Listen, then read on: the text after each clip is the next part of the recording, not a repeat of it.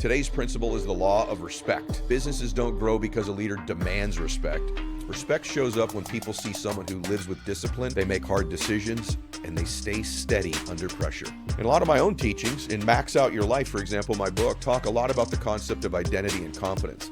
Real confidence doesn't need to announce itself.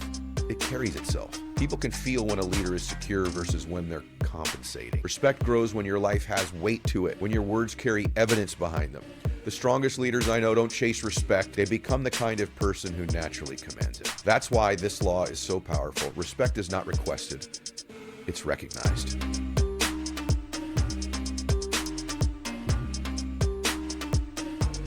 People don't naturally follow titles. They follow strength, clarity, conviction, and most of all, character. Respect is earned long before loyalty is ever going to be given. Welcome back to the Season 1 finale of this leadership series on John Maxwell's 21 Irrefutable Laws of Leadership. John teaches the timeless principle, and I help connect it to the reality of life, leadership, and business. Today's principle is the law of respect. People naturally follow leaders stronger than themselves. That doesn't mean louder. It doesn't mean more dominant. It means people are drawn to leaders who carry substance. Leaders with courage, with consistency and conviction. I've seen this in every arena of life. Teams don't give their best just because someone has authority. Families don't just thrive because someone says, I'm in charge, or I'm dad, or I'm mom. Businesses don't grow because a leader demands respect. Respect shows up when people see someone who lives with discipline, they make hard decisions, and they stay steady under pressure. Going back to last week's rep, if your peers don't trust you, they will never follow you. Building that solid ground on trust leads to respect and self-confidence. In a lot of my own teachings, in Max Out Your Life, for example, my book, I talk a lot about the concept of identity and confidence. Real confidence doesn't need to announce itself. It carries itself. People can feel when a leader is secure versus when they're compensating.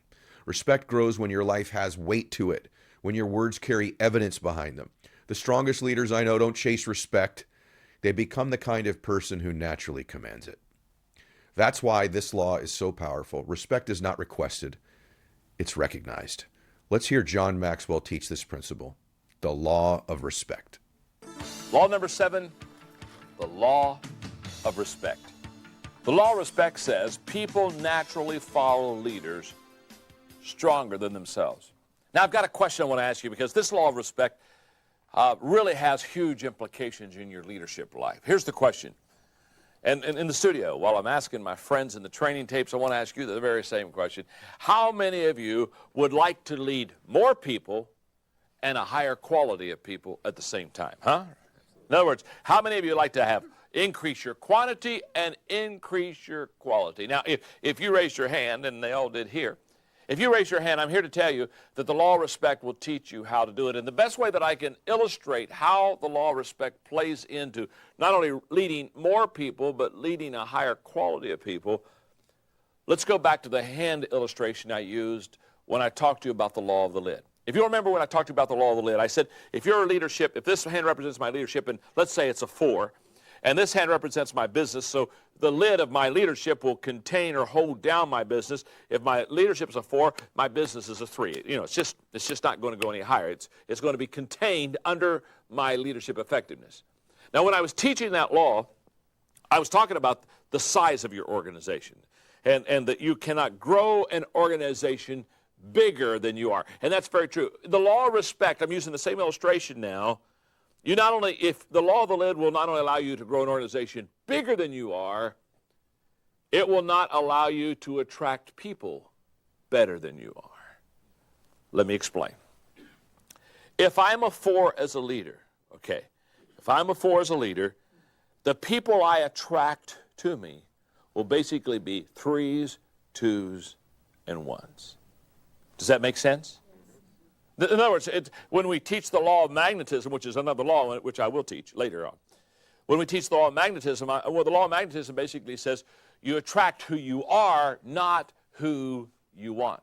Well, in the law of respect, I'm saying people follow leaders that are strong themselves. So in other words, if I'm a 4 as a leader, I'm not going to attract a lot of 7s and 8s. 7s and 8s aren't going to follow me. And I have a quote in your note that's just, this is huge. It says the more leadership ability a person has, the more quickly he or she recognizes leadership or its lack in others. Now, that is just a huge statement. So let me explain what I mean by that. Haven't you been in a room where perhaps you were a better leader than the person that was leading? And you realized that you were a better leader. I'm not talking about arrogance. I'm not talking about thinking more highly of yourself than you should. It's just the fact that you knew you were a better leader.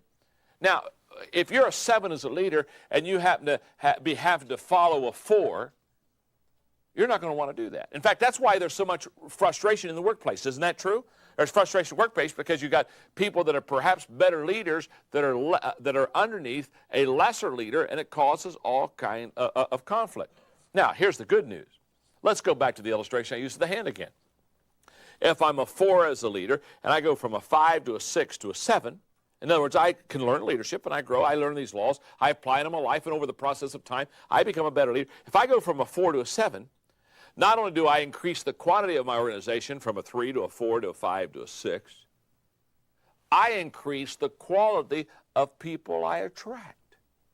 All of a sudden, if I'm a 7 as a leader, I'm attracting 6s. Now, think about it. As a 4 of a leader, I was attracting 3s. Now, what I'm saying to you is I've now doubled the quality of a person that I've attracted. And this is huge, and here's why it is. I was doing a couple of years ago a national conference for Chick-fil-A. And during a question and answer period, a person raised his hand, and he asked me this question. He said, John, how do I find leaders? Find potential leaders. He said, I want to find potential leaders for my organization. And when he said, how do I find potential leaders? I looked at him and I said, you have to know what they look like. But let me say something else. You can't attract potential leaders if you're not a leader yourself. Like begets like. So in this law of respect, what I'm saying to you is, as you grow as a leader, you're not only going to increase the quantity as far as the size of your company, you're going to increase the quality, the kind of people that you attract to it. And here's why. People don't follow people by accident, and people don't follow people that are not good leaders. Let me explain it to you this way. When people respect you as a person, they admire you. And it's wonderful to be admired. When people respect you as a friend, they love you. But when people respect you as a leader, they follow you. I remember several years ago I did a lesson called RESPECT. Tell me what you think of me now. I didn't sing or dance. But basically I was trying to share with people how important it is to have respect. Now what I want you to understand is respect is not a given. It's earned. In fact, if you think back at the law of influence, when I taught you about the 5 levels of influence, I taught you that the highest level was the personhood level, and the key word there was respect. People follow you because you've done so well with so many for so long that you've absolutely gained their respect. Now, you have to gain respect. It's not a given. It's something that has to be earned. So in your notes, let me share with you how to earn respect, how to gain respect from other people as a leader. Number 1, have a respect for other people. It's very important for you as a leader to be respectful of other people. The best way I can explain it is I observe leadership and observe leaders all the time. And I mark a man or a woman, I mark a leader if they don't respect their people. For example, I think it's a character flaw. For example, if I'm leading and you happen to be the people that I'm leading, you happen to be my people, I think it's I look for a leader to have respect for the people with them that, quote, this is not a good phrase, but I'm going to just use it to illustrate people that are under them. Here's what I want you to understand. When a leader powers up on people beneath them, or takes advantage of people beneath them, or manipulates people beneath them, or doesn't respect people beneath them, I think it's a huge character flaw. In other words, when you have power on people and you misuse that power, I think you have violated your leadership. Does that make sense? And it's amazing how a person behaves, quote, when they can get by with it. Did you get that? And when a leader can, quote, get by with treating people unkindly or kind of, quote, running over them or taking advantage of them.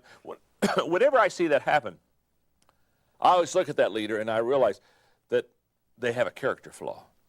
Because the best way to get respect from other people is to give respect to people. And the moment that you and I do that, then respect begins to be returned to us. So step number one, I suppose, really has nothing to do with leadership. It has to do with the golden rule. It has to do with respecting other people. The second way to gain respect is by courage. I have found that in the area of leadership, people will respect you when you make a courageous decision. And I define a courageous decision this. A courageous decision is one that I make because it's right, not because it has a probability of passing, or not because it benefits me. It's just a right decision. That's courage. The ability to be courageous and step out and make decisions that benefit your company but don't benefit you. Benefit your people but don't benefit you. That's a courageous decision. Thirdly, I think that you earn respect by success. People want to follow successful people. Let me put it this way. Have you ever known somebody who said, you know, I'm just looking for a leader? Have you found a leader that just fails a lot? Man, I would love to. Are you a leader that messes up? Do you just kind of get into dead-end streets and kind of blow yourself out of the water because, boy, could I attach myself to you? No. I've never known a person who said, boy, if I could just have a coach that's a bad coach. You know what I'm saying? Boy, if our team could just get a coach that loses all the time, that would be huge for us. No. No, you got to have success because people want to go to the top and they want to get with people who can take them to the top. So if you want respect, you've got to get some success under your belt. Number 4, consistency. Just the ability to keep on keeping on and day in, day out be the same. Consistency is huge because people want to follow somebody that they not only trust, they want to follow somebody that's dependable. Number 5, you gain respect when you add value to others. Oh, I love that. The ability to add value to others, to come alongside of them and really take them to a level that they would not go on their own. That gives you respect. And finally, number 6, just pure leadership ability. The ability to lead people effectively is absolutely important in gaining respect.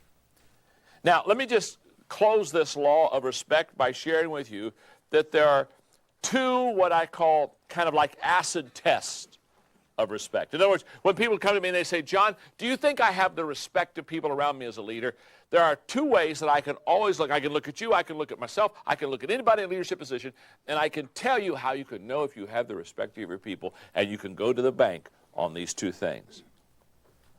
The first test of respect is the response of people when you ask for commitment. They will only commit if they respect you. I have watched it happen time and time again. When you have a group of people and they don't make the commitment necessary, it's almost always a lack of respect to the leader. And the second area, the second test of respect, is the response of people when the leader asks them to change. You show me a group of people that will make big commitments and major changes. I will show you a group of people that highly respects their leader, because people will not make commitment and not make changes unless they really respect a leader. You don't do that for somebody you don't make changes, you don't make commitments for somebody that you don't respect. So when somebody comes to me as a leader and says, John, do you think my people respect me? I ask them this very simple question. Do you find the people that work with you, do they make commitments, major commitments, and do they make major changes for the organization to be successful? If so, they respect you as a leader. If you haven't done it yet, click the link below. You need the 21-page workbook in your hands to track the rep for every law. Plus, that is the only way to get your questions in front of John and I for the Q&A sessions coming up in the next episode.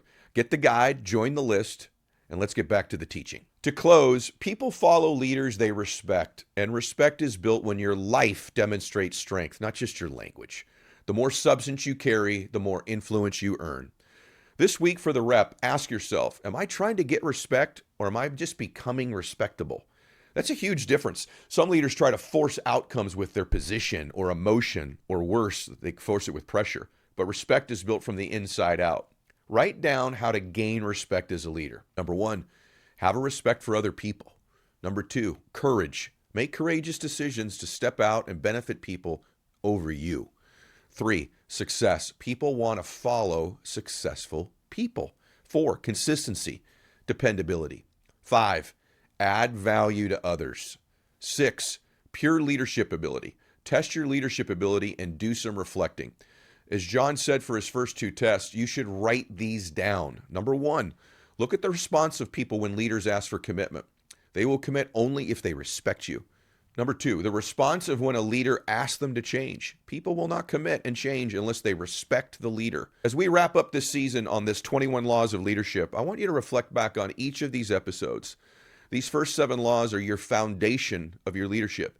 Each law is a building block going into the next. As this season will build into season 2, where we go into the influence of how to connect, how to build teams, and begin evolving as a leader.